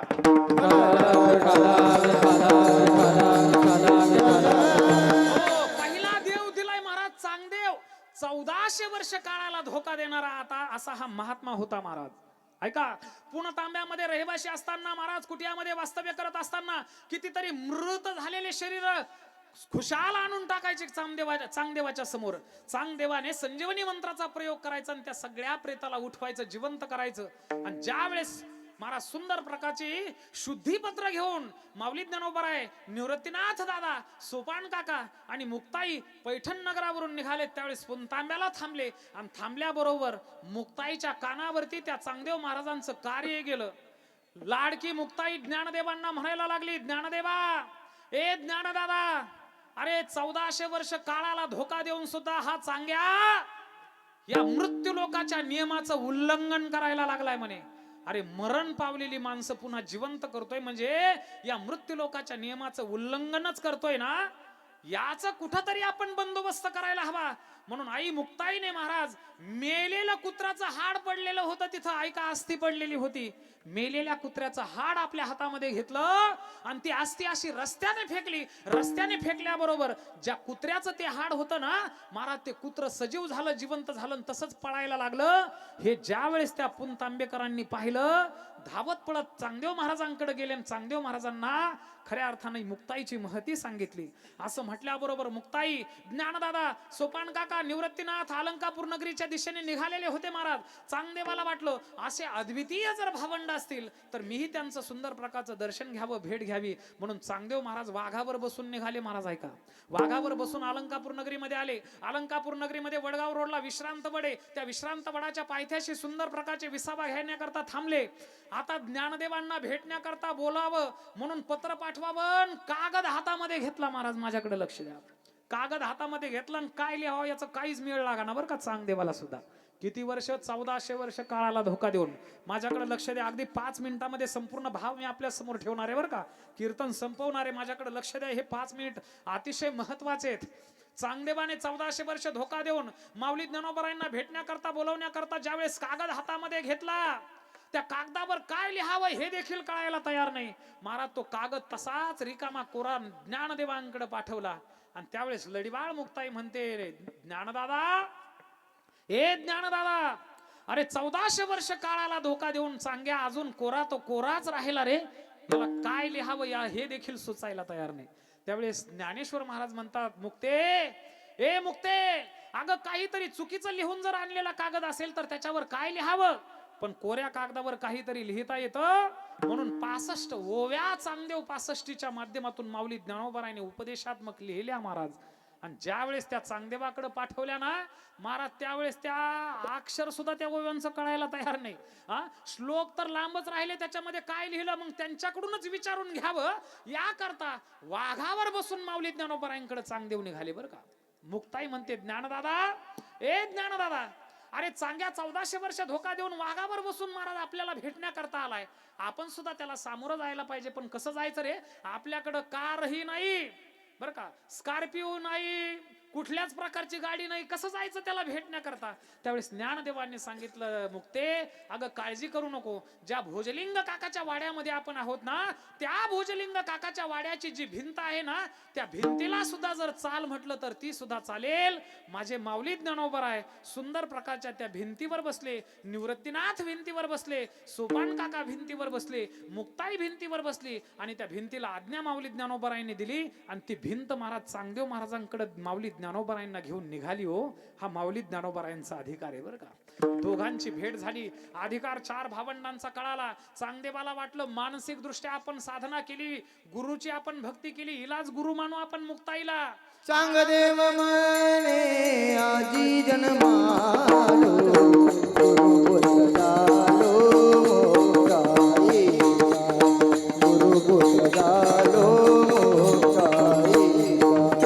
चांगदेव म्हणे आजी जन्मालो, गुरु पुत्र झालो मोक्षाई, गुरु पुत्र झालो मोक्षाई.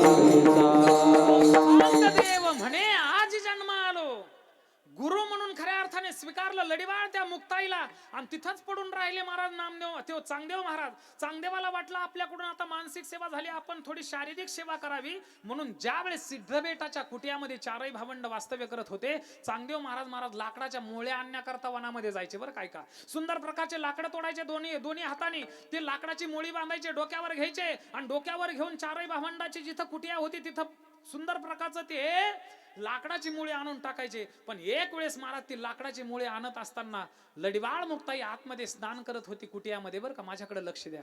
आणि स्नान करत असताना महाराज चांगदेव महाराज आतमध्ये कुटियामध्ये चालले वे ती लाकडाची मुळी घेऊन. त्यावेळेस चांगदेव महाराजांना कळालं मुक्ताई स्नान करते म्हणून पाठीमाग फिरले महाराज आणि दरवाजामध्ये तशीच डोक्यावर मुळी घेऊन उभा राहिले. माझ्याकडे लक्ष द्या.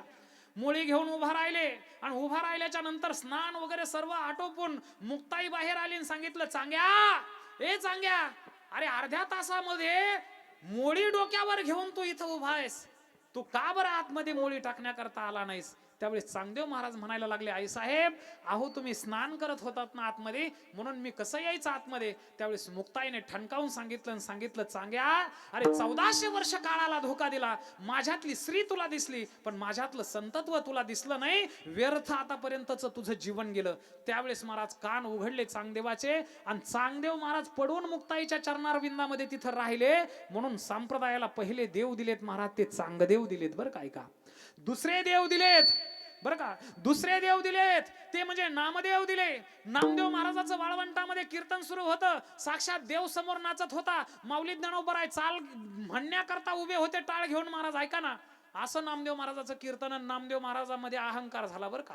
कीर्तन संपल्याच्या नंतर लोक जसं येतात पाय पडतात ना, नामदेव महाराज कोणाच्या समोरचही झुकायला तयार नाही. सगळे मोठमोठाले संत, गोरोबा काका होते, नरहरी महाराज होते, महाराज ऐका ना, सावता बाबा होते, कुठं कीर्तनाला तिथं उपस्थित होते हो, सगळे काही उपस्थित तिथं संत होते. पण नामदेव महाराज कोणाचं दर्शन घेत नव्हते, सगळे संत नामदेवाला प्रणिपात करत होते.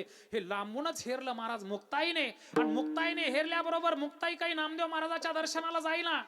तिथं सर्वात वयोवृद्ध असणारे गोरोबा काका, ते गोरोबा काका म्हणायला लागले, मुक्ते अगं नामदेवाने किती छान कीर्तन केलं ग, आज दर्शन घेणार नामदेवाचं. त्यावेळेस मुक्ताई म्हणायला लागले, मी या नामदेवाचं दर्शन घेणार नाही म्हणे काका, मी या नामदेवाचं दर्शन घेणार नाही. अहो काका अखंड जयाचा बरं का, अखंड जयाला देवाचा शेजार आणि कार्याभिमान गेला नाही. अहो अखंड भगवान परमात्म्याचं सानिध्य हा नामदेव करतोय, पण तरी सुद्धा याचा अहंकार गेला नाही. महाराज नामदेव महाराजांच्या कानामध्ये शिस होतावं तसे शब्द सरसर घुसले, आणि त्यावेळेस नामदेव महाराजांना व्यापकत्व संप्रदायाचं कळालं महाराज. म्हणून दुसरे संत आणि दुसरे देव जर कुठले दिले असतील तर ते म्हणजे नामदेव दिले महाराज. आपल्या सर्वांचा बाप, आपल्या ज्ञानेश्वरीच्या माध्यमातून संपूर्ण जगाला आधार देणारी माय, कितीतरी योग्यांना सुद्धा जनन करणारी, जन्माला घालणारी योग्यांची माऊली माय माऊली ज्ञानोबराय जर समजा ताटी लावून जर तिथंच समाधी अवस्थेमध्ये बसले असते तर मला सांगा आपल्याला ज्ञानेश्वरी, अमृतानुभव, हरिपाठ बरं का, चांगदेव 65 यासारखे आपल्याला ग्रंथ भेटले असते का हो. तो बाप जागृत ठेवण्याकरता माझ्या मुक्ताईने उपदेश केला काही अभंगामध्ये, आणि सांगितलं, माऊली योगी पावन मनाचा साहे अपराध जनाचा. हे संपूर्ण जग जरी आपलं राग जर आपल्याला भरलं ना, तर आपण शीतल होऊन यांच्यावरती कृपाच करायची असते हो. आणि त्या उपदेशाचा परिणाम माऊली ज्ञानोदेवांवरती झाला, आणि दुसरे तिसरे देव दिलेत आपल्या या वारकरी संप्रदायाला, ते म्हणजे लढिवाळ मुक्ताईने दिलेत. हे कोणी दिलेत महाराज, एका स्त्री सामर्थ्याने दिलेत, एका स्त्री शक्तीने दिलेत. म्हणून स्त्रीची शक्ती ही अलौकिक शक्ती आहे. या विश्वाचा संहार करण्याची ताकद तिच्यामध्ये, तर या संपूर्ण विश्वाचं उत्थान करण्याची ताकद सुद्धा एका स्त्रीमध्ये. म्हणून जगद्गुरु तुकोबारायांना वाटलं हिला योग्य उपदेश करणं अतिशय महत्वाचं आहे. काय व्हायचं महाराज, दोघाचा देव सुद्धा एक नसायचा बरं का. आता मी माफी मागून बोलतो, जगद्गुरु तुकोबाराय भक्त होते पंढरीश पांडुरंग परमात्म्याचे बरं का.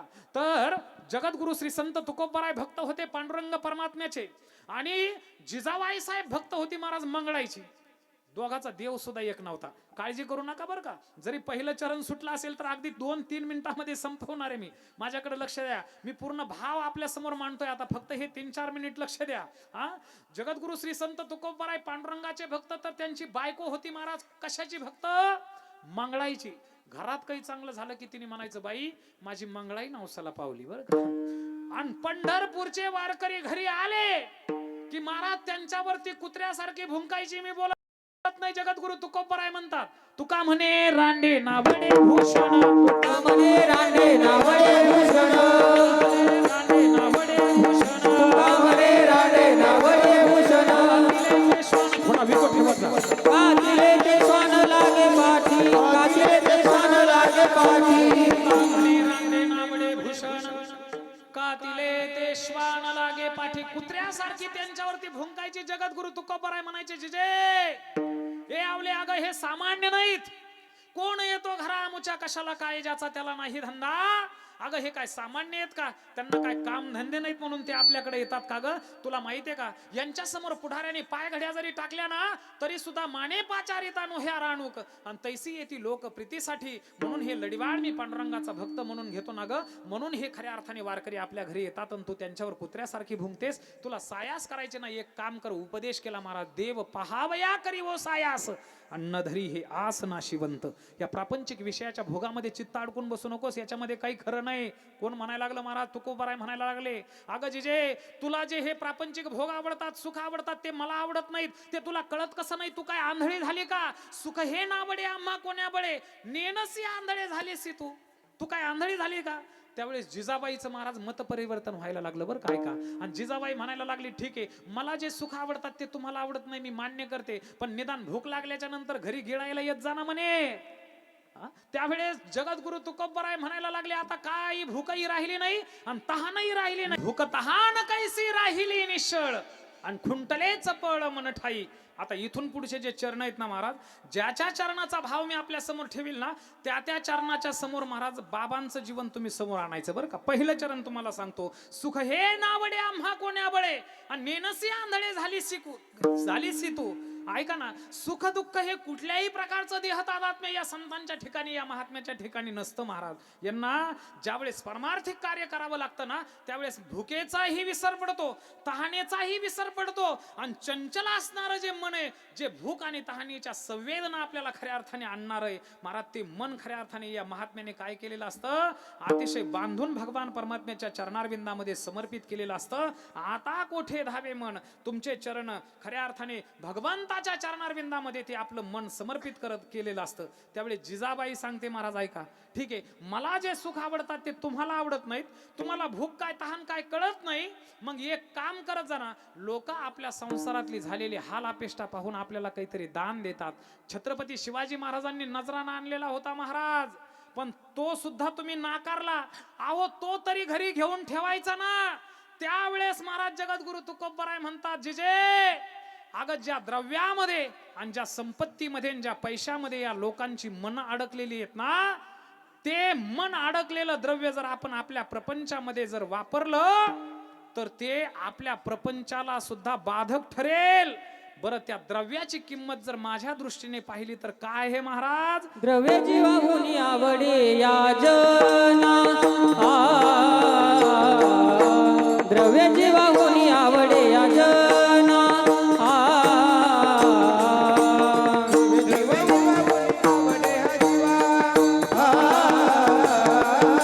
द्रव्य जीवाहुनी आवडे या जना, आमासी पाशाना हुनहीन, आमासी पाशाना हुनहीन, आमासी पाशाना हुनहीन, आमासी पाशाना हुनहीन, भूकतान कैसी राहिली निसळ, भूकतान कैसी राहिली निसळ.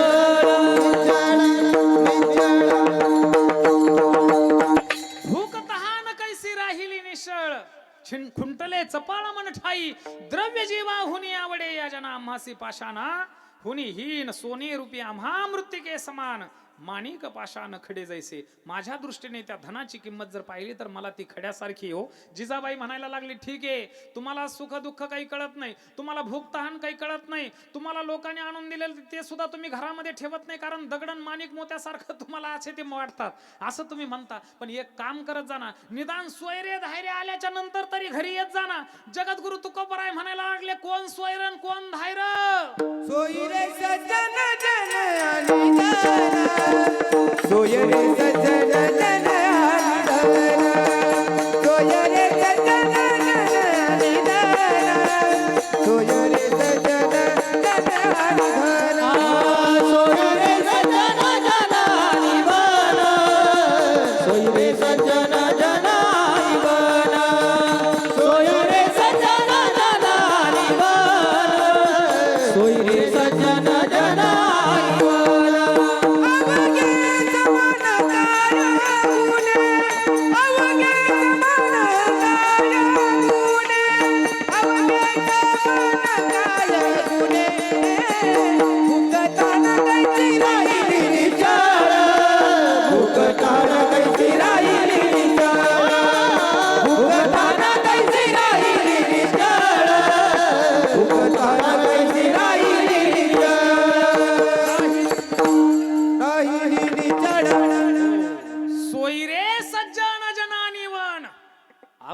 समान काय गुणे मी म्हटलो होतो तुम्हाला.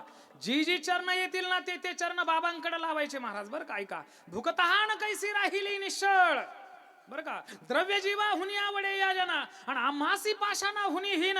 महाराज, ज्या द्रव्या करता तुम्ही याची टोपी त्याच्या डोक्यावर करता, ते द्रव्य पापाने कधी कधी माखलेलं असतं, पण ते द्रव्य जर समजा अशा बाबांच्या सारख्यांच्या चरणारविंदामध्ये आणून जर टाकलं ना महाराज, त्या द्रव्याची सुद्धा शुद्धता झाल्याशिवाय राहत नाही.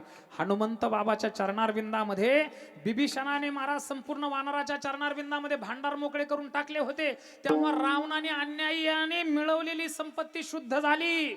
बरं का, म्हणून वारकऱ्यांच्या चरणारविंदामध्ये जिथं जिथं सुंदर प्रकारचं आपलं धार्मिक कार्य सुरू असेल, गोसेवा जिथं जिथं सुरू असेल, सुंदर प्रकारचं आपल्या हिंदू धर्माचं कार्य सुरू असेल, तन मन धनाने अंतःकरणातून सर्वस्व योगदान देणं हे हिंदू म्हणून तुमचं आमचं कर्तव्य आहे महाराज. कारण त्यांच्या दृष्टीने द्रव्याची किंमत जरी झिरो असली तरी सृष्टी समष्टी करताना जगत कल्याणाकरताच ते हे कार्य करतात ना. अन्न सत्र तिथं सुरू आहे महाराज. हे सुंदर प्रकारचं वारकरी वैभव बाबांनी आपल्या हयातीमध्ये निर्माण केलंय. ही खरी बाबांची संपत्ती आहे. विठाला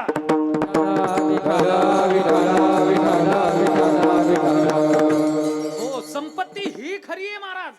आज महाराष्ट्रभर नाही तर भारताच्या इतरही प्रांतामध्ये बाबांचे शिष्य वारकरी संप्रदायाची भगवी पताका आपल्या खांद्यावरती घेऊन महाराज सुंदर प्रकारचं कार्य करतात. कुठेही मला भेटलं ना, बरं का बाबा, तुमच्या पश्चातही इकडे तिकडे कुठं जरी गेलो तरी विचारलं नाव की लगेच मला सांगतात, महाराज तुम्ही आमच्या संस्थेवरती आलते ना. कुठं? धरणगावला. म्हणजे एखादा विद्यार्थी कुठं ना कुठं तरी कार्यक्रमाच्या निमित्ताने उपलब्ध असतो. आळंदीमध्ये मला बघितल्याच्या नंतर महाराज ही सगळी मंडळी मला भेटतात. आजी माझी विद्यार्थी, अशा असंख्य विद्यार्थी बाबांच्या परमपवित्र सानिध्यामध्ये इथं तयार झालेत. ही संपत्ती खऱ्या अर्थाने साधूंची असते महाराज. आणि त्यांच्या ठिकाणी सोयी रे सज्जन जन आणि बन, कोणी स्वैर आणि कोणी धायर राहिलेलं नसतं. बरं का, मी तुम्हाला नेहमी सांगतो, ऐका ना, एक आतली गोष्ट सांगतो. नदीचं कधी मूळ बघायचं नसतं आणि साधूचं कधी कुळ बघायचं नसतं. विठाला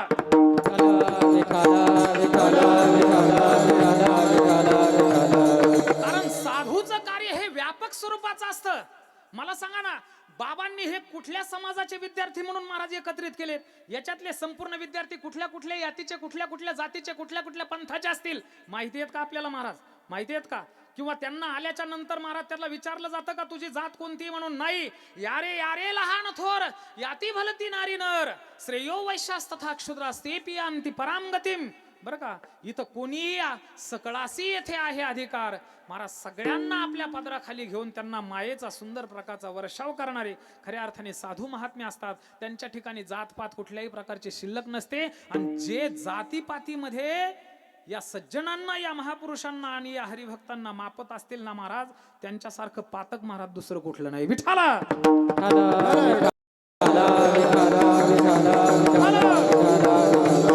संत कार्य हे व्यापक आहे. 18 पगड यातीमध्ये खऱ्या अर्थाने संत उदयास आले आपल्या वारकरी संप्रदायामध्ये. नरहरी बाबा घ्या, सावता बाबा घ्या, बरं का, गोरोबा काका घ्या, माऊली ज्ञानोबराय घ्या, संत श्रेष्ठ नामदेव महाराज घ्या, जगद्गुरु श्री संत तुकोबराय घ्या, चोखोबा घ्या महाराज, यासारखे अद्वितीय संत 18 पगड यातीमध्ये जन्माला आले. त्या कुळाला आणि त्या जातीला सुद्धा पवित्र करण्याचं सामर्थ्य या संतांच्या ठिकाणी खऱ्या अर्थाने त्यांनी निर्माण आपल्या भक्तीच्या माध्यमातून केलं. म्हणून कुठल्याही प्रकारची जात बाधा करत नाही. हे संपूर्ण जगत आमचं खऱ्या अर्थाने सोयरं झालेलं असतं महाराज.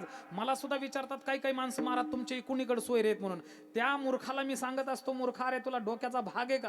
तुला सोयरे धायरे वगैरे काही कळतात का? अरे आमचे सोयरे कोण तुम्हाला सांगू का? ज्याने पवित्र तुळशीची माळ परिधान केलेली आहे, ज्याने सुंदर प्रकारची भगवी पताका खांद्यावर घेतलेली आहे आणि वारकरी संप्रदायाचा वारकरी म्हणून स्वाभिमानाने जो मिरवतो ना, तो आमचा खऱ्या अर्थाने सोयरा. विठोबाचे पाय आठवीती, विठोबाचे पाय आठवीती, विठोबाचे पाय आठवीती. देवाचे सोया रे सज्जन संगाती, देवाचे सोया रे सज्जन संगाती, देवाचे सोया रे सज्जन संगाती, देवाचे सोया रे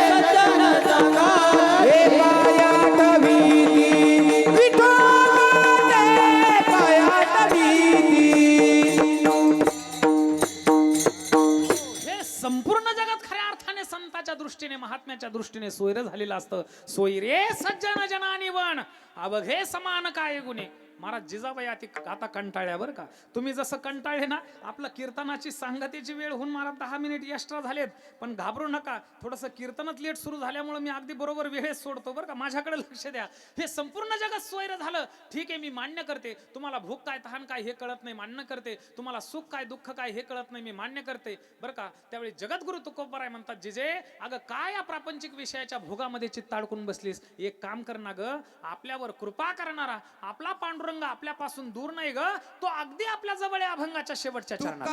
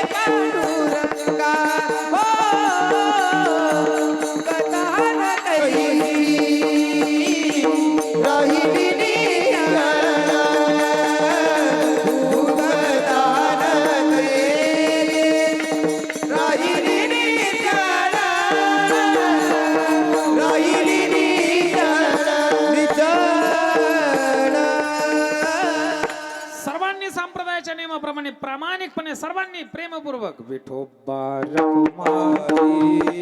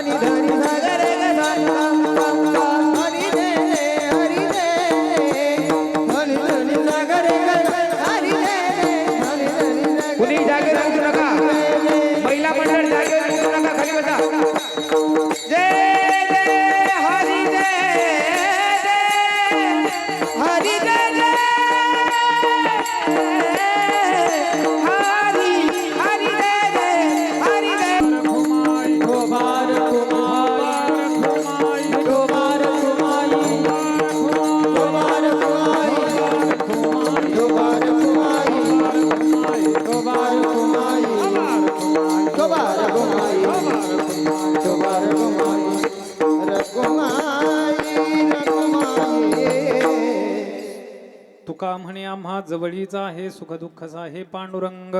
तो भगवान परमात्मा आपल्या संसारामधील जे सुख दुःख आहेत महाराज, ते दुःख सुख दुःख सहन करण्याकरता शक्ती देणारा, सामर्थ्य देणारा तो भगवान परमात्मा प्रत्येकाच्या हृदयामध्ये अयम ही सर्व कल्पानाम श्रद्धेजिनो मतो मम मदभाव सर्व भूतेषु, प्रत्येक प्राणी मात्रामध्ये तो भगवान परमात्मा भरून उरलाय.